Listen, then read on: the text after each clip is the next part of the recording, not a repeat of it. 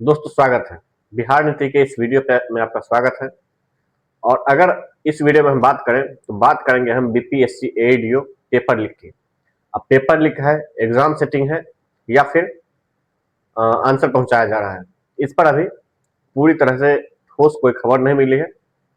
लेकिन जो खबर मिली है उस खबर को लेकर आप लोगों के बीच कुछ जो महत्वपूर्ण जानकारियां हैं वो मैं रखने जा रहा हूँ। फिलहाल इस वीडियो में अगर हम बात करें तो सबसे पहले आपको बता दूं, बीपीएससी एडीओ की परीक्षा 3 चरणों नहीं 3 डेट्स में हो रही है।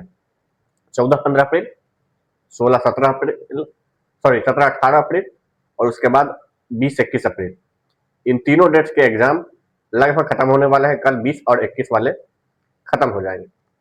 इसके बाद अगर बात करें तो पेपर लीक कहें या फिर सेटिंग करें कहें या फिर ब्लूटूथ डिवाइस के जरिए या फिर क्वेश्चन का आंसर पहुंचाना, इन सभी के जरिए बीपीएससी पर सवाल उठ रहा है और इस पूरे के पूरे एग्जाम प्रक्रिया पर सवाल उठ रहा है।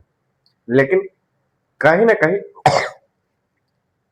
दबे जवान में बीपीएससी ने भी इस बात को स्वीकारा है कि हाँ, बीपीएससी एडीओ के एग्जाम में कुछ न कुछ खामियां हो रही थी जिसको कि हमने समय रहते बचा लिया है।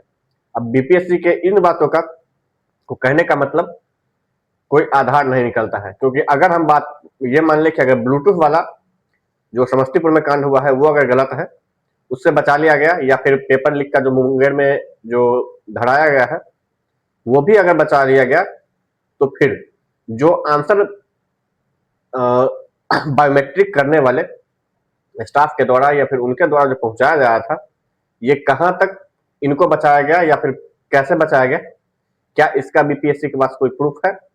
तो इसका जवाब है कि नहीं, इसका कोई भी जवाब बीपीएससी के पास नहीं है।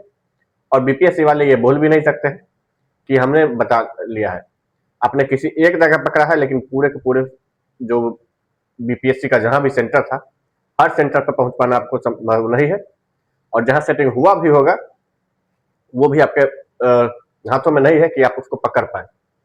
ऐसे में सबसे बड़ी बात, अगर बीपीएससी जिसमें जो 16-17 वाले सॉरी 17-18 वाले में ये पकड़ाए हैं इन्विजिलेट सॉरी ये पेपर के आंसर वाले, उनके एग्जाम को अगर कैंसिल भी कर दिया जाए तो भी ये कहीं ना कहीं बाकी जो 14-15 और 20-21 इन दोनों के साथ अन्याय होगा, क्योंकि उस एग्जाम को कैंसिल करके आप आगे ले जाएंगे और आगे ले जाने के बाद भले ही आप उसको फिर से एग्जाम ले लेंगे, लेकिन वो जो एक डेट होती है जो आगे बढ़ गई डेट और उतना दिन किसी को तैयारी करने का अच्छा मौका मिला और एक कहीं ना कहीं उनको परीक्षा का पैटर्न भी पता चल गया, तो उनके तैयारी का लेवल और जो पहले एग्जाम दे चुके उनके तैयारी के लेवल दोनों में फर्क होगा।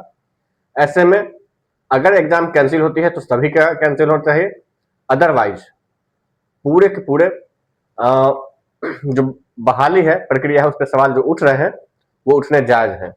फिलहाल अगर बात करें तो जो बातें आ रही हैं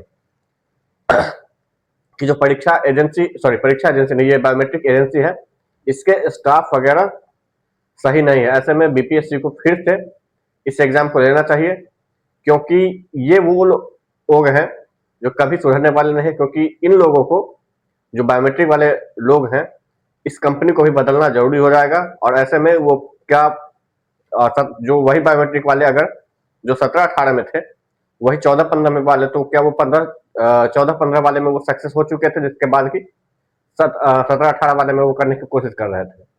तो इन सभी सवालों का जवाब न मिला है और न मिल पाएगा। ऐसे में इसका एक ही उपाय है कि अगर एग्जाम कैंसिल होते हैं तो तीनों के तीनों एग्जाम कैंसिल हो, अदरवाइज सेटिंग का तो आप पे आरोप लग ही रहा है। फिलहाल अगर आप हमारी बात से सहमत हैं तो वीडियो को लाइक, चैनल को सब्सक्राइब जरूर कर लें। धन्यवाद।